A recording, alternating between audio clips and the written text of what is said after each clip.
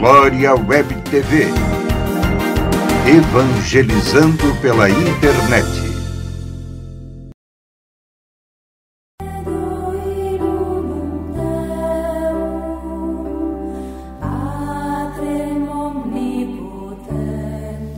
Em nome do Pai, e do Filho, e do Espírito Santo.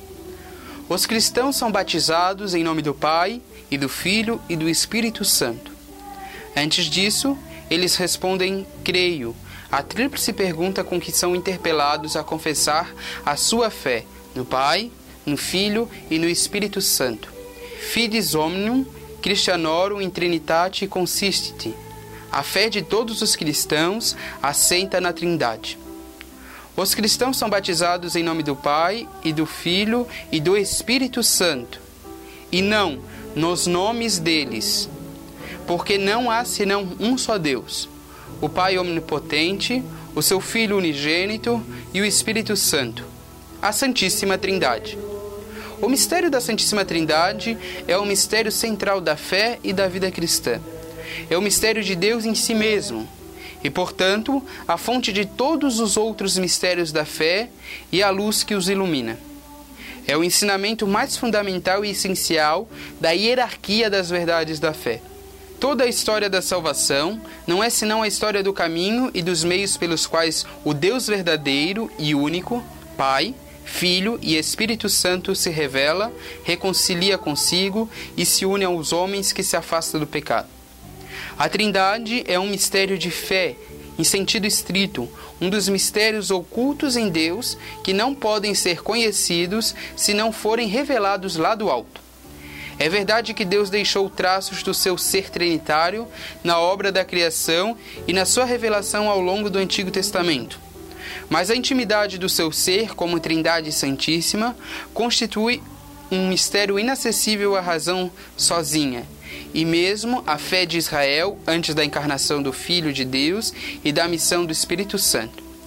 A invocação de Deus como Pai é conhecida em muitas religiões.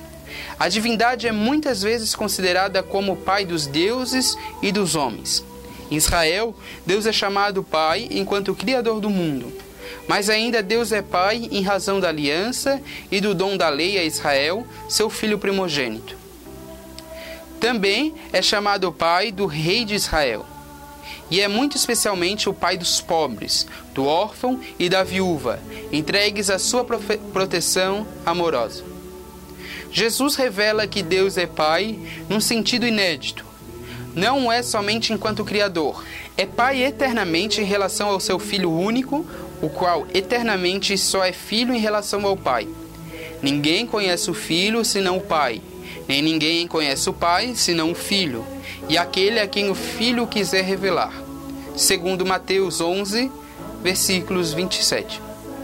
É por isso que os apóstolos confessam que Jesus é o Verbo que estava no princípio junto de Deus, e que é Deus, a imagem do Deus invisível, o resplendor da sua glória e a imagem da sua substância. A origem eterna do Espírito revela-se na sua missão temporal. O Espírito Santo é enviado aos apóstolos e à Igreja, tanto pelo Pai, em nome do Filho, como pessoalmente pelo Filho, depois do seu regresso ao Pai. O envio da pessoa do Espírito, após a glorificação de Jesus, revela em plenitude o mistério da Santíssima Trindade. A fé apostólica, relativamente ao Espírito, foi confessada pelo Segundo Concílio Ecumênico, reunido em Constantinopla.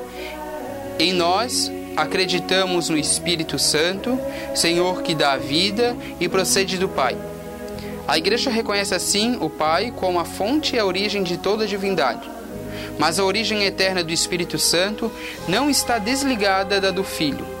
O Espírito Santo, que é a terceira pessoa da Trindade, é Deus, uno e igual ao Pai e ao Filho, da mesma substância e também da mesma natureza. Contudo, não dizemos que ele é somente o Espírito do Pai, mas ao mesmo tempo o Espírito do Pai e do Filho. O credo do Concílio de Constantinopla, da Igreja, confessa que ele, com o Pai e o Filho, é adorado e glorificado. Continuaremos na próxima semana. Muito obrigado e fiquem com Deus.